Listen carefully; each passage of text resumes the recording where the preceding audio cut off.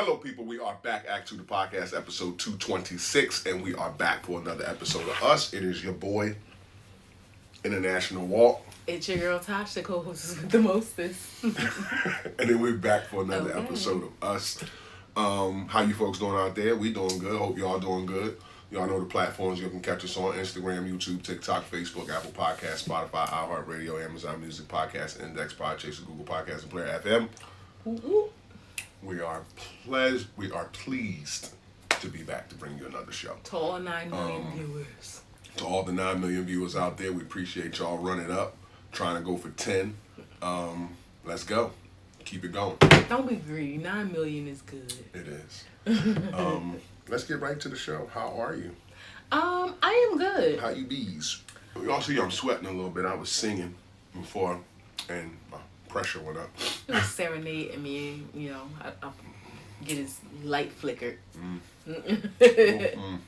I am good. I'm going to say mentally I'm a 9. Everything's all good, you know, waiting for some decisions to be made by you. But other than that, I'm all good. I'm good. I'm intentionally making sure that I stay good.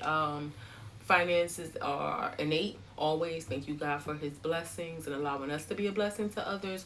Work is a 10. Work is good. It's busy, but it's good. I have no complaints. You know, dying on work. Yeah, work is good. Work is good. It's very busy. And physically, I'm feeling great. I'm,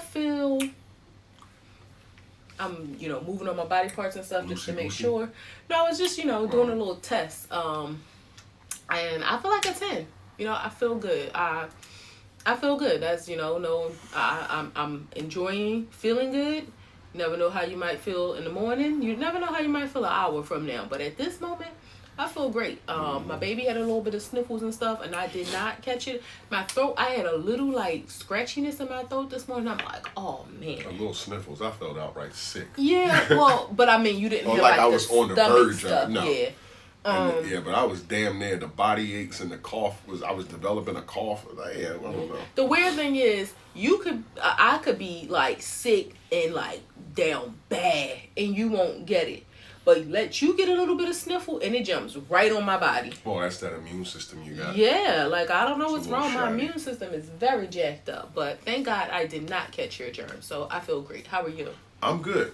Mentally, I would say I am a 9. I feel good in my head. Nothing's been bothering me, except being partially sick. I feel like I'm on the tail end of it. It's been like 3-4 days. You definitely sound better and like been moving better. Yeah, my head and sinuses feel better. Like behind my eyes and my forehead and all that shit was like throbbing, and not being able to breathe. You probably can hear it in my tone that I sound a little nasally, but I'm good. Finance is always an 8.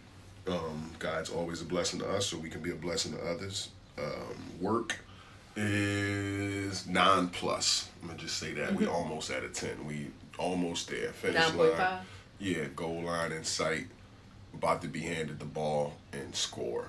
So yeah. It's good. A lot of people came in and was checking out the job, and they're extremely happy with it, which makes me happy. Punch list day soon, and I won't be a part of that. But yeah, so I feel good about work.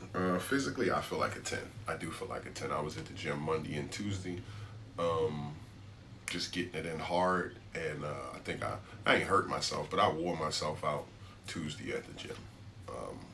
So yeah, I feel great though, and I dropped a pound or 2. You look great. And I haven't been getting on the scale in months. I haven't been on the scale.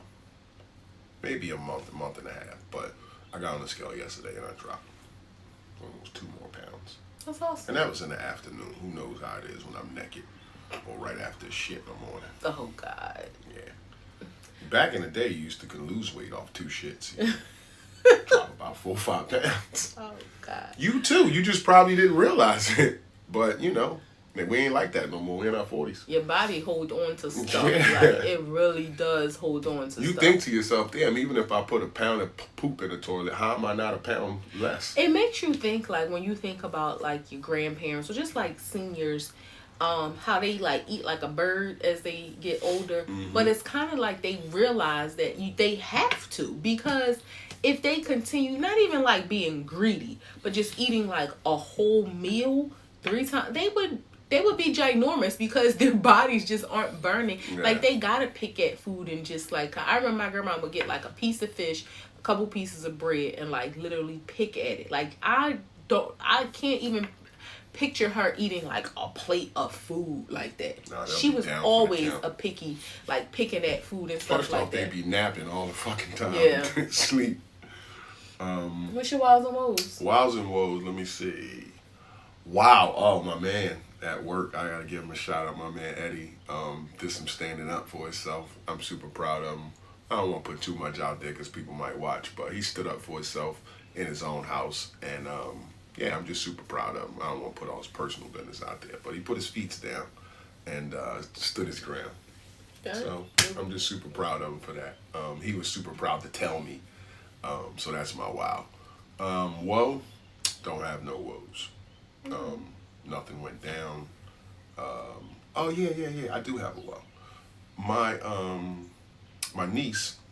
See, I got a niece story instead of her having a nephew story. My niece tried out for volleyball this week, and went out there and tried her best and her hardest and had fun, but she didn't get picked, and that happens. But it's just the way that she took it. Like, you can tell, like, when you're a kid and you really want something and it don't come through for you, and you could tell, like, she, I don't know whether this was her first time not being picked in something, but she took it really hard, and I don't like to see her like that. Like, she's usually a upbeat, smiley, laughy person, and I didn't like to see her hurt like that. That shit's shocking. Like, I don't know what to say, but I know I gotta say something to her. But yeah, I don't like to see the kids like that, especially her or any of them. But yeah, because I care for them and love them so much, her in tears and upset about it. It's like, you can't really do nothing about it. Like, that's life. It's going to be like that sometime with not just sports, but a job or something like that you might have, a boyfriend, anything. It could happen with anything that you might want, you might not get. And it's a teachable moment, but when you were a kid and it hurt, you don't want to hear that shit. You don't want to hear that shit. You just want to play volleyball. So shouts out to my niece. Keep your head up. Keep being who you are. You still dope to us. You still dope to me. And yeah, we'll try to get them next time. What about you? Well, I'll piggyback my woes exactly the same. I hate seeing my babies hurt. She was really disappointed. Like you said, it was a teachable moment, just letting her know. I am so super proud of her, because just the fact that she had the courage to go out for it. I never went out for any sports. I really didn't have any interest in sports. I wanted to be on the swim team when I was in high school, but didn't have the courage to do it, because even though I went to an all-girls... So, I'm sorry to cut you off. That's two different things. So are you being honest and saying you didn't have the courage, or was it no interest at all? Well, the only sport I had, I guess you can call it a sport, was swimming. Okay. I didn't have interest in any other sport, but I didn't have the courage to go out for swimming, because although I went to an all-girls school, I was self-conscious about having, like, you couldn't wear shorts over your bathing suit. And as a kid, I always wore shorts over my bathing suit. So, did you know girls on the swim team? I knew of one black girl that was on the swim team. The other girls, I probably knew them by name, just but I didn't. Look, I'm about to ask, were there any other robust girls on the swim team? Nah. Okay. Like thick, like maybe thick in a sportsman-like way, but not like a thickums like me. And I am, well, I'm older now, but I was always a great swimmer, since I was young. And I think I would have did really well, but I just didn't have the confidence to do it. So I'm super proud that she did. She really was excited. I hate to see her hurt, but I hope that fuels her fire to, her brother asked her if she was interested in basketball. She said maybe, she might be interested in some soccer. So I'm happy that she's just, she's not letting it dim her light. She was very sad, but I think not she'll discouraged. Yeah, I think she'll come back and kick butt. My wow was last week. I was off work on Friday, and my baby and I had a great picnic in the park. Oh yeah. I was just planning something for him. I thought that was gonna be his wow, y'all, but he forgot about it. No, it's not that I forgot. I mean, it's in my memory, but I do a lot every day, babe. This job, I've talked to 60 people a day, so it just all right, wasn't this is my there. moment right now. No. So I can't be a part of it, but go ahead. I was excited to plan something for him. I can't really surprise him like to the moment, but just planning it in my mind and it coming to fruition, kind of just the way I planned it. It wasn't no fancy schmancy thing, but it was just it was perfect for us. You know, we had a tent for the first time. We ain't never had a tent before. No. We had a tent, you know, a couple pillows, some food, and just us and just chilling. And it was really a great day. It's just like being the best date. It's better than being in a restaurant. It's better than being dressed. It's better than being driving. It's just it's the most peaceful place in the world. And we go to the park often. I don't want to say that was our first picnic in the park because it makes me think about it was in a sense Not that yeah, but that was more like a little barbecue in the park. And we was out there 12 hours. Yeah, but where this was like lit like a picnic, like we packed, you know, some food and stuff. We ain't have no grill. So I guess that's the difference. I mean, and having a tent, like, you know, that was cool. We didn't know how to close the tent back up to fit into this small little bag that it came in. So we left it. Maybe somebody found it and made, you know, Is it litter if it's new? Is it litter? Well, we kind of passed it along. Hopefully somebody found it and used it. But we didn't know how to, I don't know. But yeah, but we had a really great time. And it was just one of those moments to be still and think about what's really important in life and prioritizing what's really important. I know I work a lot. My schedule is all over the place. Just being able to pause and do that and with my husband really felt good. And the fact that he enjoyed it, you know, like, you know, that we was out there for like 4 hours. Mm-hmm. We really had a great day. And it was great. It was awesome. It really was. And at the time when it was happening in real time, it was like, I fuck with her, like, because she listened to me. And I know it's not a one-off, like, she listened to me. And which makes me want to listen to her. That's all it does. It just makes me want to... Stop covering your mouth. Yeah, it makes me want to listen to her. I wasn't trying to, but I my know, hand but was in front of my mouth. It's an audio podcast. I see. I think I got that by now. But yeah, it just felt good. It felt good to be with you, to be off our phones, for you not to be scrolling. There's a time and place for that when I'm watching something on TV that you're not interested in and you're just next to me. I appreciate that too, but I know you're going to scroll. But I miss the talking to each other, the being in each other's face, the laughing about something, shitting on people we see, talking about stuff, like, you know, just random shit, getting some food, chilling, me smoking, laying on you, or I just miss that stuff. Yeah, it was a moment, and it wasn't just a moment. It was kind of getting back to us, like, you know, and it was a good time. So that was my wow for the week. I'm still, you know, floating on that cloud of just enjoying that moment together. Cool. Last week we gave y'all a episode of us, some questions about us, and getting to know not questions that we shirked before, but just more in-depth questions to breed up better conversation about us. So yeah, we're gonna do that again this week. So go. First question. Is marriage your greatest accomplishment? Ooh,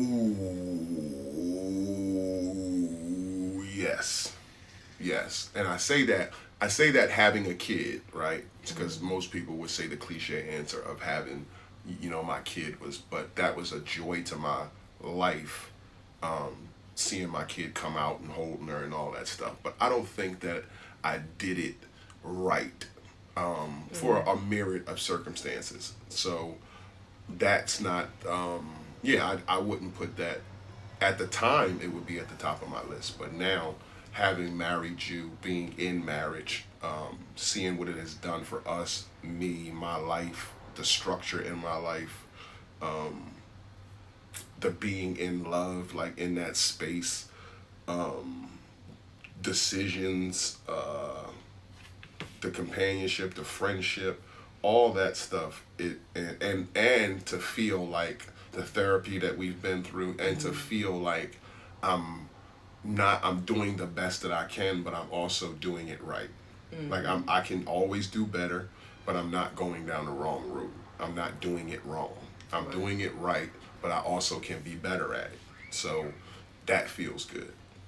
So yeah, I would say marriage is my greatest accomplishment is being your husband. That feels good. What about you?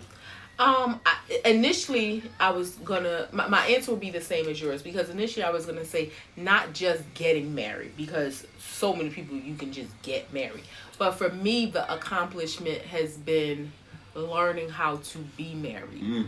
like coming from a place of not really seeing any healthy relationships. Like even the people that I knew were married, I don't think I saw any of those marriages that I wanted to emulate. When growing up, it wasn't like the Cosby's was like that example of like a good marriage on TV. Mm-hmm. But like in life, in real life, I didn't know of any marriages that I felt like, oh, I want to be like them when I grow up. I want to emulate. Yeah, like I didn't have that, so I had to unlearn a lot of what I saw, or just try, and it took work. Like you said, the therapy, not just couples therapy, but individual therapy. So I think learning how to be married, learning how to be, one of the things I like to say is that the goal for me is not always to be happily married, but to be healthily married. Mm-hmm. Because every day may not be happy, but we learn how to have those healthy conversations. We learn how to have healthy conflict. We learn how to have healthy conflict resolution. So to be healthily married, I would say yes. That is my, my greatest accomplishment in learning that, and it didn't come like natural. Like it Oh, took of course not. work. Of course not. I think for me, I was surprised at how much You work can it want took. to all you want, but you Yeah. don't know how. When Yeah. shit come up and shit happen, you revert to what you're comfortable with and your reactions and how you deal with shit, and that might not be the most healthy thing at the time. Yeah, I think for me, what I had to learn was to put a lot of me aside and to focus on not who is the me. Like when I say put me aside, meaning putting away the things like you said that you fall back on, your comfort zone, Mm-hmm. and realizing that that may not always be the best version of you in the relationship. That might be the best version of you when you were 25 or 30, but now at 44 44. at 44, being married, it's like that version. Like, so learning how to keep evolving and recreating, not like you got to change who you are, but you're not the Adjust, same yeah. you, I'm not the same me, and we Different gotta space. adjust within that. It kind of, you ever see those I guess it's like liquid that's like molding together and it's changing Mm-hmm. over time. So yeah, learning how to be married for me was my great, because I wanted to be able to love you the way that you wanted to be loved. I wanted to be able to love you and feel that I'm doing it right. And I used to really struggle with that, like Yeah. being a good wife. Like Right. I want to be a good wife, You used and to ask me that a lot. Like, yeah, and I think all of the things that what I had to realize too is all the things that I've had in my head about what I thought was a good wife don't really matter. It's what you think is a good wife. absolutely. And now I had And to, vice versa. yeah, I had to like get out of my own head and get out of my own way. Just like I learned in therapy about myself, I was so focused for so many years on who I didn't want to be or what I didn't want to be like, instead of focusing on who I am and what I do like and what I do want to be like. The same with marriage. And I had to like stop focusing on, I don't want our marriage to be like that, or I don't want to be like this person marriage, or I don't want to do those things. When it's like, leave that alone. Focus on what is, like, and that I think for us has helped us to, to continue to grow and evolve to where we are. I feel like for myself, I had to be fully committed, like both feet into the whole process, like not just thinking, like you said, deferring to you. Am I a good husband? Am I listening the way I'm supposed to? Do I do the things that you like to do? Do I touch you enough? Do I kiss you enough? Do I say enough nice things to you? Like being fully committed to the process and what you're spouse needs from you. And being and giving more of yourself, like you said, put yourself aside, but not in that way, putting myself aside, but being committed to what she needs, Right. and hopefully through that, she'll give me back what I need, Right. and that Reciprocity. has worked out. Yeah, that has worked out tenfold. Yeah. Yeah. Would no, let me see. What do you wish your parents knew about you? That's a Loaded question. Yeah, that's That got shotgun. I was You saying that might be scratching off itch a of little it. bit. A little dope. I wish that. Wow, I wish they knew. You want them both to know the same thing, or you want to do them individually? In some things they need to know collectively, and then some things individually. I think collectively, I wish that they knew or understood the level of hurt that they caused. Because I think sometimes people, for whatever reasons, they don't want to, they just can't, they can't comprehend, and people can say sorry and apologize for things, and it's like, no, like, I don't just need to hear the words, like, sometimes I just really need you to understand, even if, like, you don't say anything, like, I know you always say you hate being misunderstood, like, I wish you can get into somebody's brain and, like, make sure that they understand. So that I wish that they understood that, and then maybe it would help them to understand, if they wanted to, like, why my actions or lack of actions are what they are, and be accepting of that. I wish that they knew that my mom, I'll say, I wish that she knew that all I ever really wanted was for her to be happy. You know? Have you expressed that before? I don't know if I ever said that to her. Not to her, I'm saying you said that to people, to me. That's like, all. That's not. Yeah, even as a kid, like, that's literally all I ever wanted for her was to be happy. And, yeah, I wish that she knew that and believed that. My dad, I'm going to defer from, you right? Mm-hmm. I'm going to defer from that because, yeah, he's been so non-existent in my head for so long. I understand. Yeah, I don't even know if I have any thoughts about. I understand, and we don't have to conjure up. No, I'm not manufacture anything. I'm just saying I don't even know that I think that I nothing. care about him knowing. That's anything. the answer right now. It's nothing. Yeah. I think I would want my mom to know. One, how the pain and stuff that she's caused, how much she didn't listen to me. I would also want her to know how much I really love her. I would really want her to know that, because somehow through, I think, our relationship and the distance in it, she might feel like I don't love her. So I would really want her to know that I do. The pain that she's caused, how much she didn't listen to me. Yeah, that's probably it. My dad, I would want him to know that I'm good. That I like the man that I am at 47 years old. I don't know if he liked the man he was at 47 years old, but I love who I am at 47 years old. I love what I've learned over the past 5 years about being a man. I love the husband that I am. And not because I love the husband that I am. I say that because she loves the husband that she's married to, and she expresses that. So that makes me feel good about myself. I'm trying to work out a relationship with my daughter so that I don't repeat the cycle, I guess. That's how I feel, so I don't repeat the cycle. So I'm working through that. But I would just want him to know I'm good. I'm despite him not being there, I did it. That would be it. You know, one more thing, if I could add, that I would want for my mom to know is that our distance, it does make me sad. It's not like, you know how some people could, like, have a strange relationship and it's just like, fuck it. Ooh, I didn't mean to curse. I meant to say F it.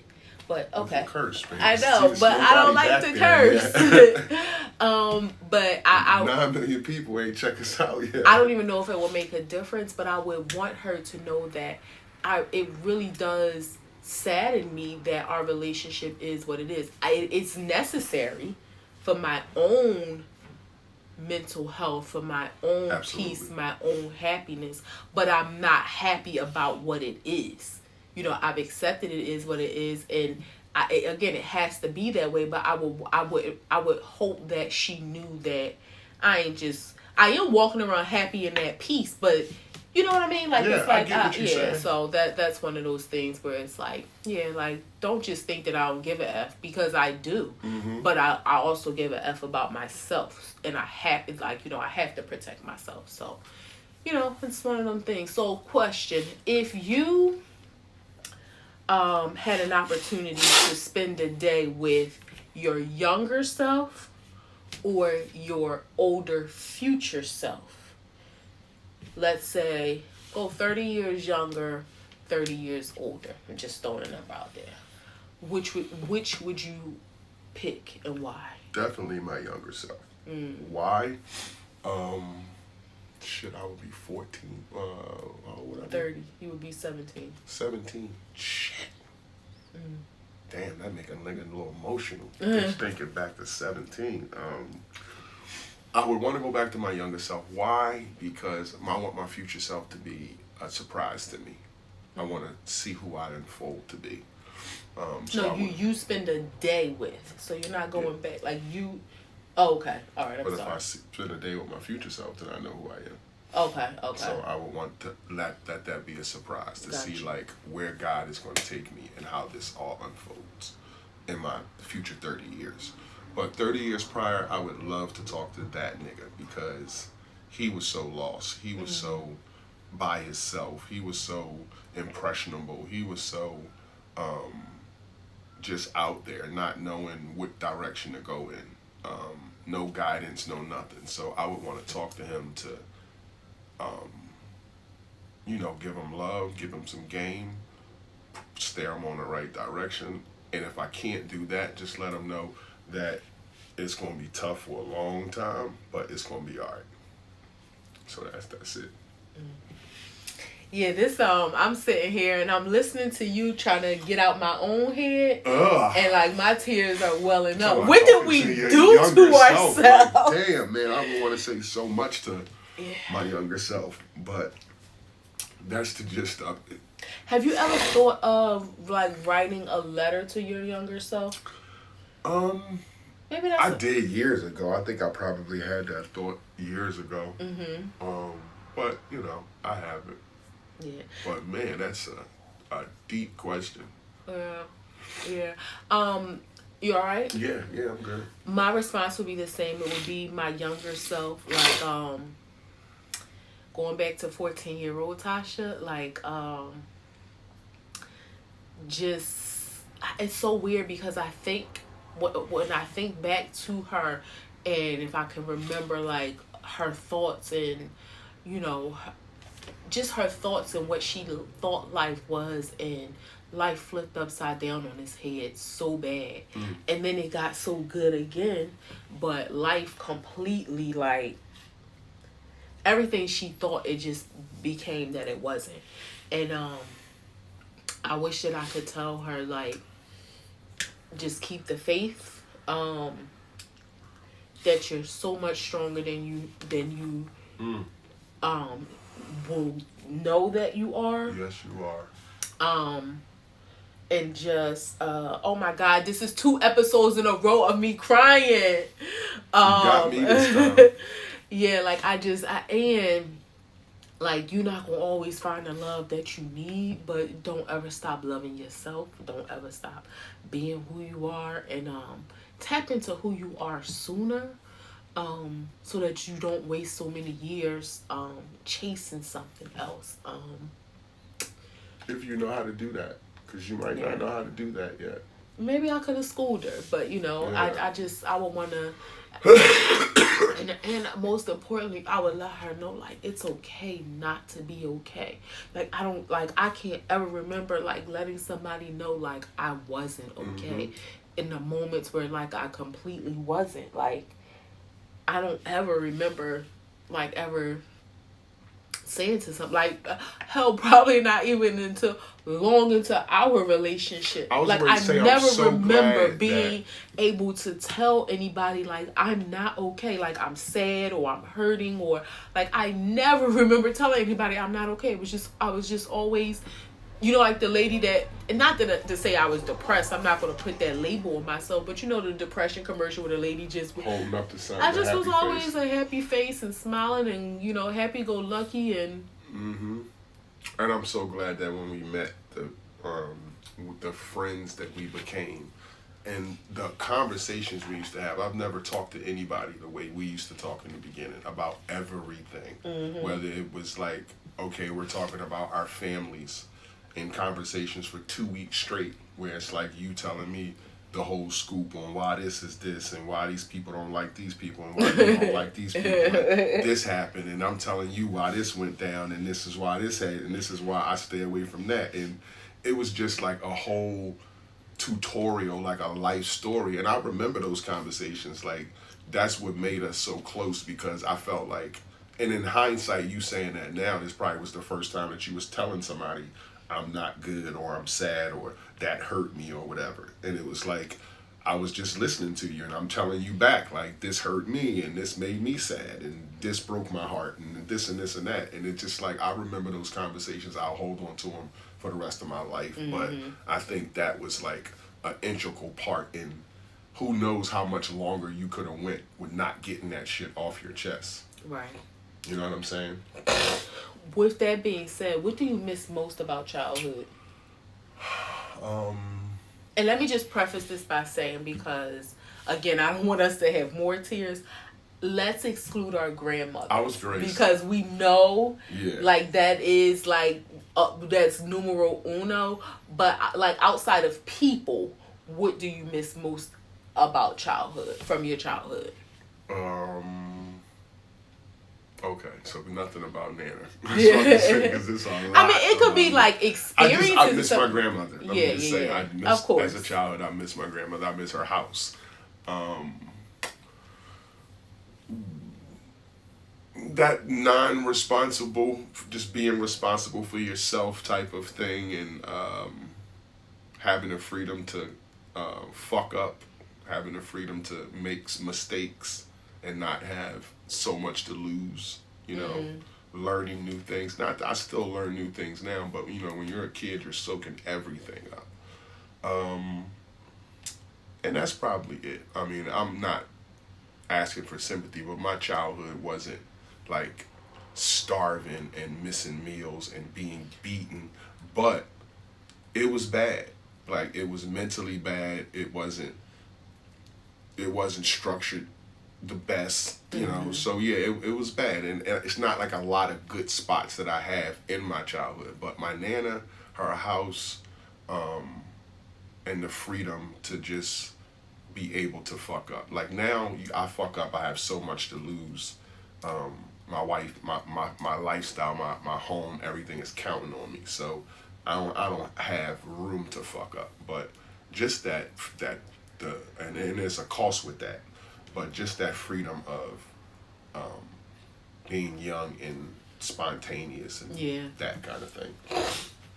I would say, well, it's crazy because when you said the no responsibility, even though I didn't have like financial responsibility, I had so much responsibility as a kid. You cooking roasted chickens at 12. I would say, so for me, I didn't really, I had a lot of responsibility. But you know what I do miss? And this is gonna,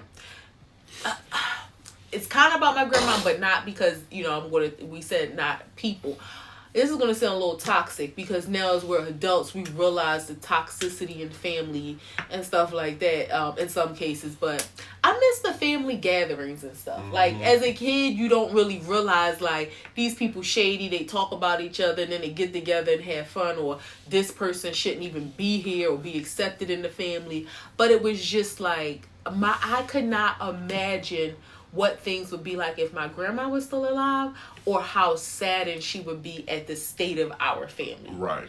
I missed like the family, and we still used to do that like into my adulthood in some capacity. But as a child, like those Gordon Street block parties for our family, that was like a family reunion. Well, and it always fell. My grandma's birthday is August 27th, and it will always be Labor Day weekend. So it was always around her birthday. So we would get like a big giant sheet cake for her. All of our family would come. All the cousins. Yeah. So like that's one of the things I miss. Now again, as you get older, I admire those families that stay close when it's healthy. Not y'all just staying close because y'all got the same blood, but when it's like we truly rock with each other and we love on each other. Like I admire that. I don't not to cut that. you off. I've I've always hated those things. I've always not liked those, except at my nana's house. Like that's when I remember, like my uncles and my cousins and all that kind of stuff, and it was great. But to be honest with you, like. I didn't want or thought I needed that stuff until last year at Erica's. So I'm about to fucking cry now. Oh, man. Last year at Erica's, yeah, that was like... That's my middle sister and the kid's mom. That was cool. And it was like, this is, I could do this. I could do this a lot. I could be around them a whole lot. So, Yeah. Oh, baby. Could you deal with you? Let's change it to a different, Oh, yeah. You go.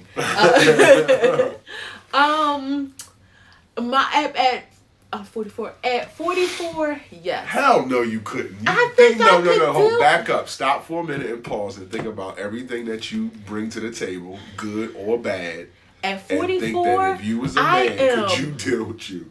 At 44, yes. No, guess what? I want the answer to be yes. I just wanted you to pause for it. At 35, I would have said hell no. But now, the piece that I have learned to attain, the intentionality that I have, like, I'm not going to even say that's the soft girl life, because it has to be. Because if it's not, you're not going to be who you are. No, what I'm saying is I don't think necessarily I have maybe I do have a soft. You know what? I'll tell you this.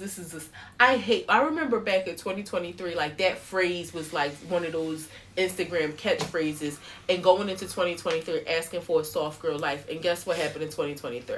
My sister had a medical emergency at the beginning of January. Middle of January, my husband had a medical emergency. And I feel like sometimes God got to shake you up real hard for you to get soft. I don't want to be shaken up no more.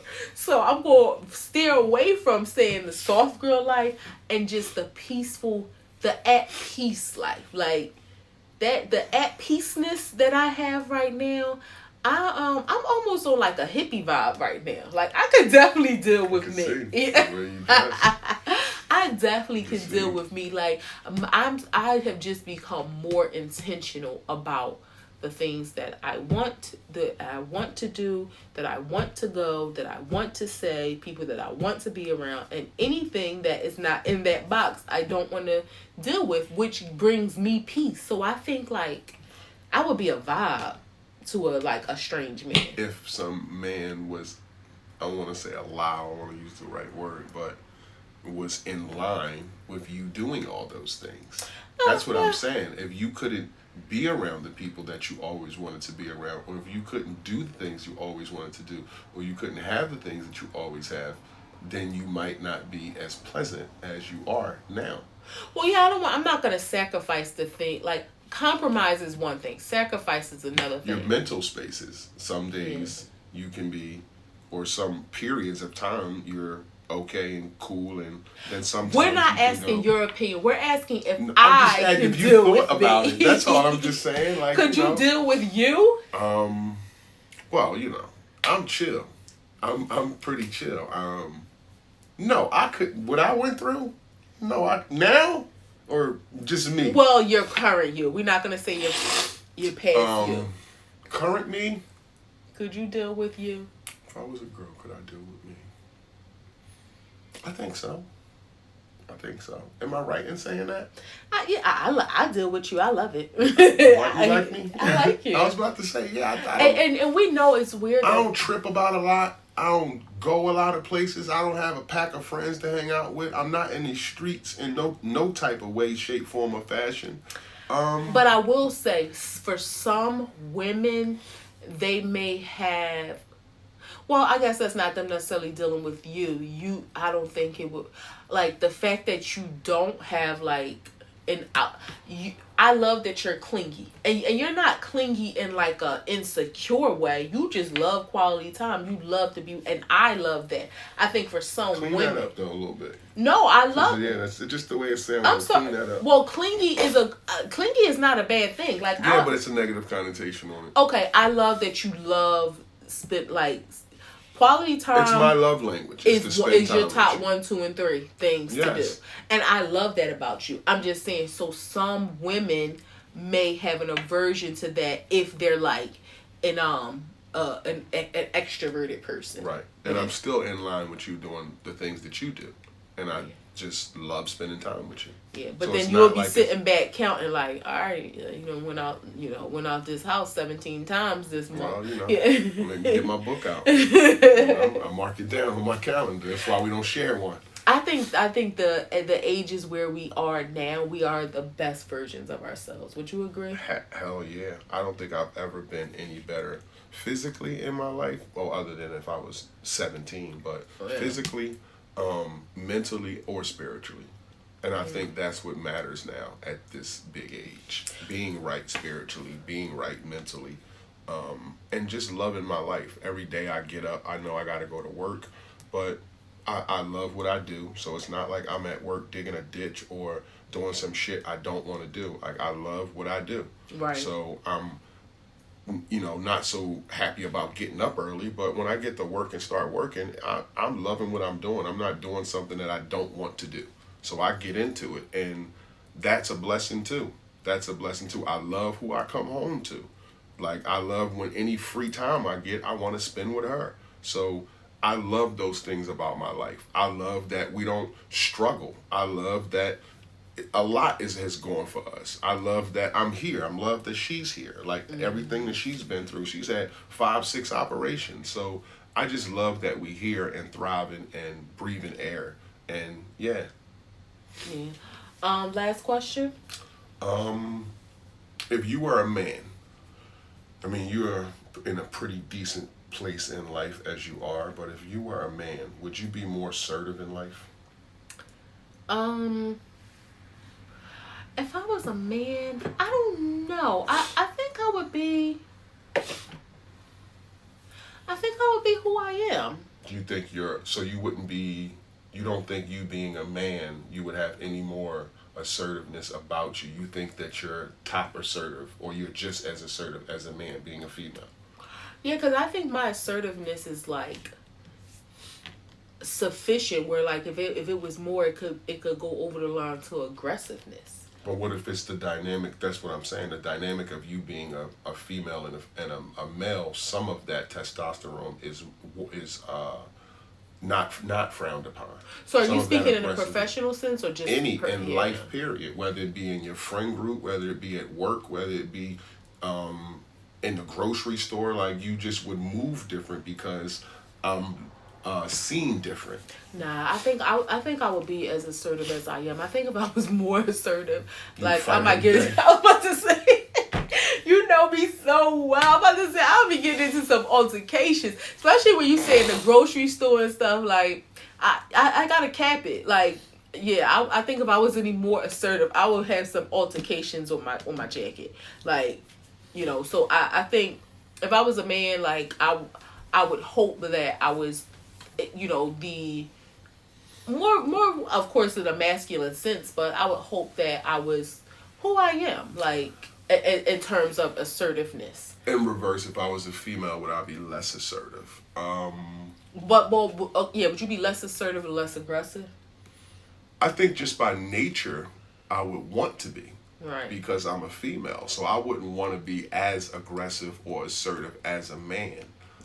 Maybe I'm looking at it old school, and I don't mean to, don't jump in the comments. How my females can be strong and shit. I'm not saying that. I'm just saying, as a female, I wouldn't want to come off as a guy. Yeah. So I would want to be less assertive and less aggressive, just by nature. You would want to be a little more soft and pink. A little bit. Yeah. I don't want to see what that life's like. But I don't know if your Leo characteristics would take over though. There's Leo girls, that's dope. I know, but I'm saying I don't know, that's what I mean. I don't know if you would be able to be much less assertive than you are. Oh. Because of being a Leo. Like, I think that would take dominance over. On shit. Yeah, that would take dominance. Like, I think about Toya, like, she's a Leo and she's very assertive, but in a sense where you don't realize it. Like sneaky assertive? No, I guess like assertive with a smile. Oh. Like, she putting her foot down, and then, so where, like, you may not have the smile. Like backstabbing. Like smiling in your face all the time. They trying to take your place. No, I don't. I'm saying, like, she's going to tell you how she feels. She's going to get her point across. You're not going to get over on her, and it may not be like, from an aggressive place. Right. She won't. But she still will get her point across, and she just may do it with smiling. But you won't know to take her serious. Got you. Yeah. 3 grams. I was off beat on that. Rodney Hinton Jr.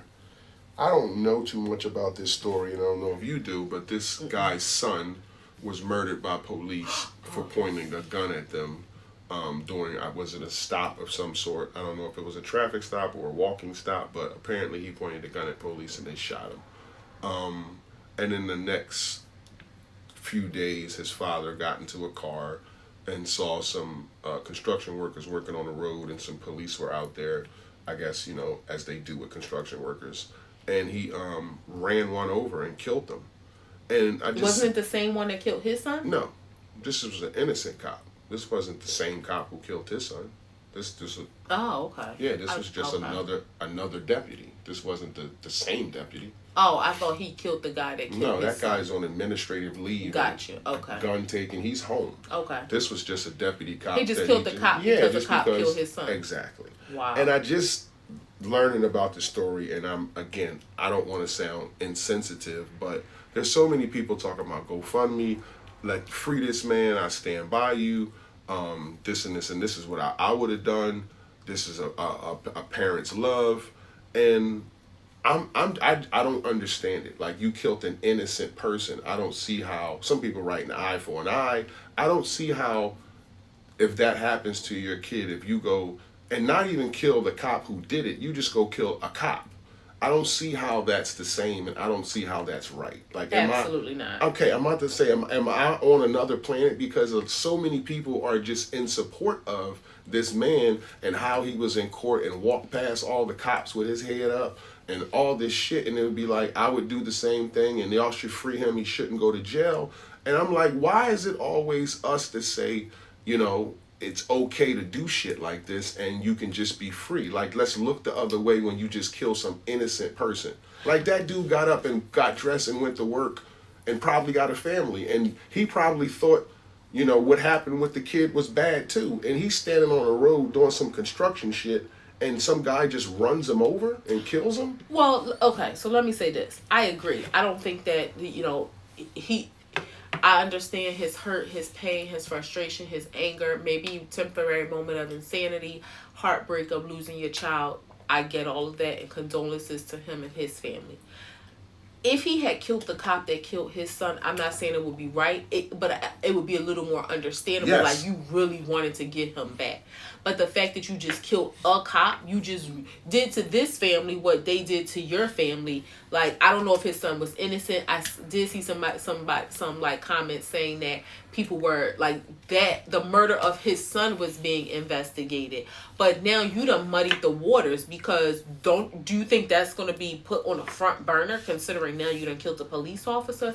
But let me also say that this is not like, what we do as black people, we champion this kind of stuff only, because let's look at the case of the white lady who called the 5-year-old black boy the N-word. Mm-hmm. And then she goes and cries her crocodile tears online and says she's being threatened, her family's being threatened, and she done raised $500,000 because of the white people championing her of saying that, you know, she needs to be protected. So this is not like only black people that, you know, turn a blind eye, because white people who know that it's wrong to do that, to call a black person the N-word under any circumstances, but especially a child, and she doubled and tripled down on it and kept repeating it, and they still are like, yeah, here goes some money, yeah, here goes some money. Two things. Why do we always do that? And I'm not trying to be smart, but we're specifically talking about the black people who are talking about this online. So we're specifically talking about one group, and everybody has to bring in and say, hey, another group does this too. It don't make it right. No, but I'm just saying, you said, why do we always do this? Yeah, because I'm just talking about us. But I think it's people in general, you know, kind of that it feels, gang mentality. It's the same type of mentality when we said Black Lives Matter and they said all lives matter. It's the same shit. It's like, why are you saying the other group all lives matter? We know that. Like, we know other people do it, but for the sake of whatever topic we're talking about, whether it is this or whatever, we're specifically talking about black people. So if we're talking about why black people steal so much, or whatever we're talking, how come black people do this so much, it don't have to always be, well, other people do it too. Because we're specifically talking about black people. But I think it's a difference when you're putting a negative connotation on a group of people versus you talking about something positive like Black Lives Matter, and you're trying to make sure that black people aren't killed and harmed. So I think that's the difference in putting a negative connotation and saying, ho, this isn't just a black thing. Now, if you just want to say, okay, like, black people, let's stop being part of this, then that's one thing. But this isn't something that's isolated to just black people doing this. So I don't think I'm not saying that it is though. Or if and again, we're not arguing about this. I'm just saying I'm not saying that it is isolated. I didn't use those words. It's just if we're specifically talking about black people in a topic, you or a lot of other people will say, hey, it's not just black people. And it's like, yeah, we know that. But for this topic, these people are black. And we're talking about black people. So can we discuss why black folks do it so much? Then we could talk about why other people do it. But it just seems redundant to bring other people in. And it feels like the same thing when everybody was saying Black Lives Matter and white folks would look and say, hey, all lives matter. It's the same rebuttal. Apples and oranges, though. I don't think so, because the same rebuttal is like, hey, we know that already. We know white people steal. We know Asian people steal. But this is not the two Asian people we're talking about who stole. We're talking about two black people who stole. So let's talk about why black people steal, because we black and it's our experience. We don't know why. We know Asian people steal, but we can't speak to why they steal. That's how I feel about it. Yeah, I just feel like it's not a black people thing. Like, I can see you say why black people like fried chicken and collard greens so much. That's not a black people thing either, because white people like chicken too. I said so much. I said fried chicken and collard greens, like that whole soul food meal that we know stereotypically, right, that's a black people. Yeah, but when you talk about something that's, I think in this story, and also we got to remember, and looking on social media too, the demographic of the followers of whose page you're looking on. So you're going to see all these and I'm not saying that there weren't some white people or that it's being discussed, but you're going to, like, if we're looking on a DL Hughley page, you're primarily going to see black people commenting. Right, or you're but if you're looking at a variety of 6 or 7 pages, then you can get a baseline of who's talking. But I'm still, are you looking at like a Tucker Carlson page? Maybe. Because again, I wouldn't look at a DL Hughley's page and expect white people to be there. I wouldn't look at a Mark Lamont Hill's page and expect people to be there. If I want to do that, I'll look at a Joe Rogan's page. I'll look at a Tucker Carlson's page. I'll look at a Piers Morgan page to see what the well, that's what I'm saying. So it's hard to say. It's hard to say, oh, this is this is how black people think. Where if we were looking at an Asian influencers page, Italian influencers page, you might see like, oh, this is across the board a common thought amongst many groups of people. But when you're only looking at one segment, then it can appear that, oh, this is how black people think. one example would be, okay, and this is probably like too close to the chicken example, but if you say, okay, why black women wear bonnets so much when they outside, and you say, well, white women wear bonnets too. It's like, yeah, I know that white women might wear bonnets, but for this conversation, we're specifically talking about the bigger population of black women that we hear being talked about who wear bonnets. So I just think it's redundant to say, hey, by the way, because this is negative against black women, I want to say white women wear bonnets too. Puerto Ricans wear bonnets too. It's like, yeah, okay, now that you said that, can we get back to why black women do it so much?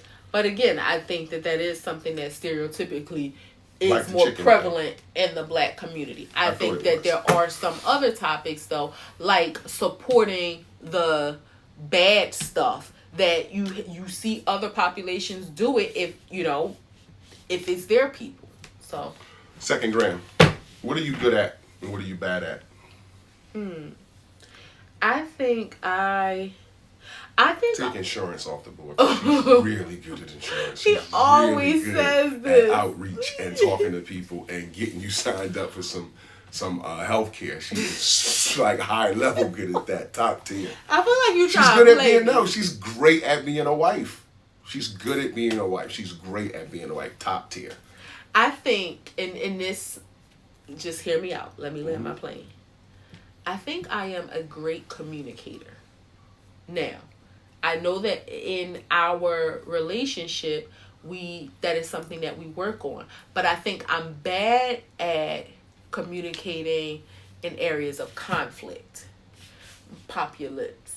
I think I'm bad at handling conflict. That's where the communication breaks down. Mm-hmm. But I think when it comes to speaking, public speaking, writing, I think I'm pretty good at, because I feel like when I'm speaking, I want to make sure and you always say, I enunciate so much. Like, I want to make sure my words are clear. I want to make sure there's no misunderstanding. But you shouldn't want to sound like Will Smith. You don't want to sound like that. But I know what Will Smith sounds like. Listen to a 2-minute interview he talked. In that sense, I think I'm a good communicator, but I think I'm bad at conflict. Yeah. What about you? I think I'm good at, probably a step above being good. I'm good at discipline. I'm super disciplined when I want to do something. Your willpower. Yeah, I'm super disciplined. So when the shit hits the fan and something has to be done, I can get it done and I can stick with it. Tenacity. What I'm bad at, probably people. Not. Why are you laughing at me? Because you like honest, no, but you like people. Yeah, probably people. People misunderstand me a lot. I guess you mean social stuff. Okay. I don't always. I'm better at social cues now. Like I can read a room, and I've always been the quiet one who watch first and then speak. But I'm not good with a lot of people. A lot of people might think I come off as mean or brash and angry, and I'm not. Most of the day I'm happy. It makes me think about you at the doctor's office. It is the most awkward thing because it's like, you know how people want the doctors to have great bedside manner, but there needs to be like some reciprocity. You are so, not in a rude way, almost in a like little Rain Man-ish way. You are so curt and like succinct in your responses. Like you don't engage with like conversation or like. I don't want to get to know about your dog. No. I mean like answering questions about your health. I'm not talking about anything personal. Like they ask a question. Nope. Yep. Nope. I don't know. Never had that. It's just like I don't know. It's because the doctor can ask you something like, "Have you been?" It feels like you're always on guard. Have you? I see you've been working on your weight, or something to that effect, and they'll be like, "Well, that's okay, because I haven't been lately either." Ha ha ha ha, and it's like, Yeah, you're like Rain Man. Like, what's next? I don't want to. I don't want to engage. I didn't come here for jokes. I came here to find out what's wrong with me. But they're trying to create a rapport. You know, that's one of those social situations where it's not a social situation, but the social component in the doctor's office visit, you get a D in. Really? I won't say an F, but a D. Babe, you are just. I'm not rude, so why can't I have a C? You're not. No, you're not rude at all. Then that but it's just a D almost is like you being a little ignorant. No. Like they're gonna walk out of here and be like, "What the fuck's wrong with that guy?" Babe, you got mad at the lady because you said you didn't like the lady. You didn't want her to come back and take your blood pressure because she had a bad wig on. Like, what did that have? Like, she could have been great at her job, but because you like, I don't like that lady. Babe, she was. Why? You know why? Because of her what wig. she reminded me of? Training Day Macy Gray. That's who she reminded me of. That's who she talked like. That's who she moved like. And I was like, you're not sticking me in the arm. No, she was taking my blood pressure. or whatever, and she was messing up. You seen it? She was taking your blood pressure. She was messing up. But you're just like, why don't you like her? Like, she was in here for 60 seconds, and you like, I don't want her to come in here. She has a horrible wig. Horrible wig on, cocked to the side, all matted like a puppy. No. Oh, God. What's the last gram? Real ID. Get your real ID. Well, wait. So this is the thing. May 7th was the date that was implemented, saying you had to have real ID in order to fly on a plane. Did you just poop on camera? Nope. In order to fly on a plane, or like you said, to enter office buildings. If not, you would have to then use your passport. And there was a lot of conversation back and forth. I got my passport. What would I do that for? And it's like, why would you want to pull your passport out just to like fly to Chicago or something? But whatever. But now they paused it.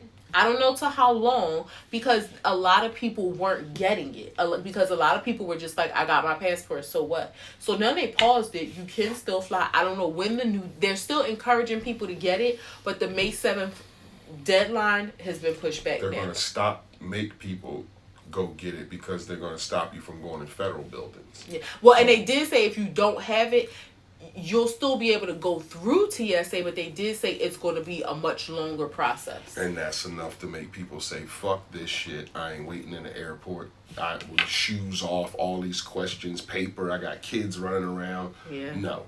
I'm going to get the goddamn real ID. Just get it. I don't know what people's aversion to it is. It's like, okay, you have it. You put it in your wallet. We got it 2 years ago? 2022. I was just telling Eddie that. I 22? pulled mine out and we got it in July 1st, 2022. So for 3 years we've been telling people, get the real ID. Get the real ID. Yeah. Mine's is about to be renewed on my birthday. Yeah, it just doesn't make any sense why you wouldn't. I mean, to each their own. If you feel like I got my passport, I'll just go ahead and use my passport. But I would much rather lose a passport, exactly, which is something that's not common that you carry every day. So you could lose that shit, stick it somewhere, and it's a vital piece of somebody could be you. Thanksgiving, we were coming from Atlanta.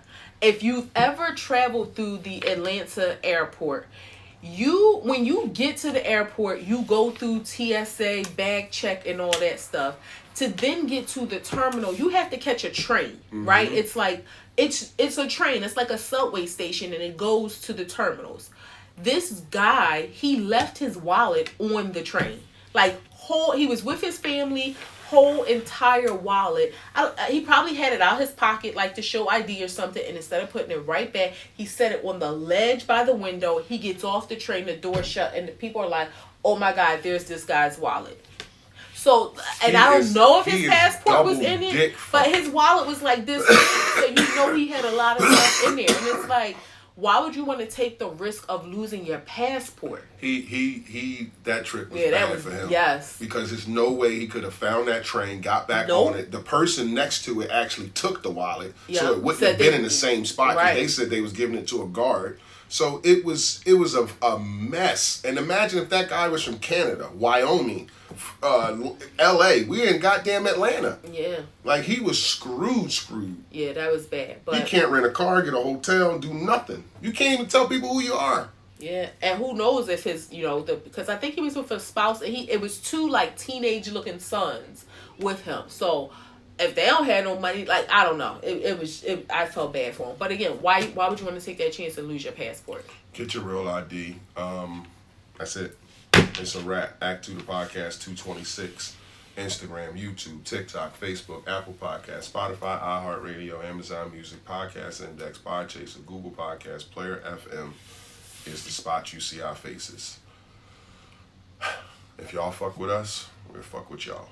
And if you don't, you should. Peace.